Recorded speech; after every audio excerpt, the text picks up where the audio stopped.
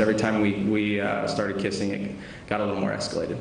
And with regard to the physical contact beyond the kissing, was there any of that? Clothes never came off.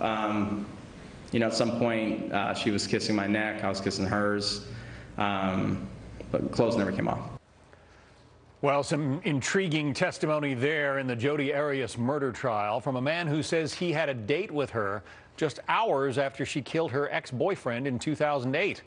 Prosecutors say Arias had one last tryst with Travis Alexander, killed him in a ferocious gun and knife attack, and then headed off to see her new romantic interest, Ryan Burns, the man you just heard testifying. Fred Tisi is a former federal prosecutor. Rachel Self is a criminal defense attorney. Welcome to both of you. Fred, the reason his story is interesting is because, well, first of all, he said that she was supposed to meet him that day. She was supposed to come from California, I believe, to where he lived, but she was much delayed, and she blamed it on losing her way on the freeway, getting lost, taking a nap in the car, that kind of thing. It doesn't help her, this testimony from this guy. Doesn't help her. It's like a punch in the gut towards her, John. First of all, this thing about her, I won't say spooning because I'm not that old, but her necking with this guy, that's salacious, that's nice. But what really kind of gets me as a prosecutor is two things. First of all, she lied to the guy about where she was. She told him that she cut her hands at a bar that does not exist. She said that she got lost. That's a lie. And then the most critical thing about his testimony from a prosecutorial standpoint is he testified that she showed up with her hair a different color. And I think this whole thing about changing her hair color, when you've admitted to the jury that you're the person who killed this guy, I think it looks manipulative, deceitful, and from this witness, it's evidence of consciousness of guilt and flight, which is going to hurt her. What about the fact that just 24 hours after she, supposedly slaughtered her boyfriend, she's necking with this other guy? Well, I think that's it, and that really, really hurts her case because they're trying to make her out to be a victim. It's not a case of who done it. It's a case of kill or be killed. If I didn't kill him, I myself was going to be killed. How do you play a victim when you're living your next day carefree, happy-go-lucky, making out with your new boyfriend, when we all know that the day before you stabbed your other boyfriend 27 times, 9 in the back, almost decapitated him with a throat slit, and then shot him in the head?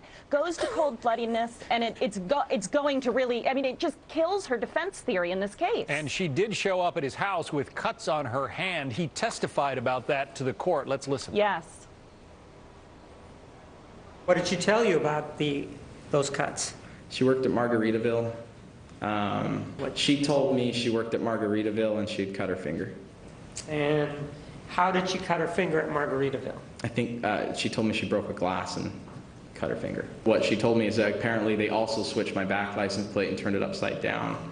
And so that's why the police officer had pulled her over. So we laughed about it, and that was it. All right, Fred, the old cut my hands on the margarita glass. Yeah, no, because I guess probably couldn't tell him that I cut my hand while I was slashing the boyfriend before you 27 times. And this whole thing that I'm a victim. Remember, the physical evidence is that she slashed him 27 times, like Rachel points out, and then shot him in the head. So it's hard to play the victim of terrorism when you've either shot the guy in the head and then slashed him, or slashed him and then shot him in the head, and then show up at your new boyfriend's and lie and say you got it at a bar that the cops are going to come in today and testify doesn't even exist. I just want to ask you, Rachel, a little bit about her demeanor in court. Pardon me. It's my understanding that, throughout most of the proceedings, she's been kind of hanging her head down. She's been hiding behind her hair. She's been weeping, that sort of thing. But when this boyfriend was on court, that's the picture of her on the right. When this boyfriend was testifying against her, she just glared right at him. What does that say to a jury? Well, I think that she's been trying to manipulate this jury, and juries aren't stupid, Correct. as I say all the time. And we have an audio tape of her not crying, telling one story. We have a videotape of her not crying, telling another story. And then when it's convenient to her case to start to cry in front of the jury, she starts to cry in front of the jury. And then she's glaring at the boyfriend when things are going poorly for her. I think that this is just a cold-blooded case, and I think the victory for the defense here is going to get second-degree and not first-degree murder. And I think they're just trying to get the death penalty off the table. Yeah, well, she says she did it. She just says it was self-defense. Rachel Self, Fred Good luck. Tucci. Good luck with that. Thank you, both. guys. Thanks for having me. Well, how about one?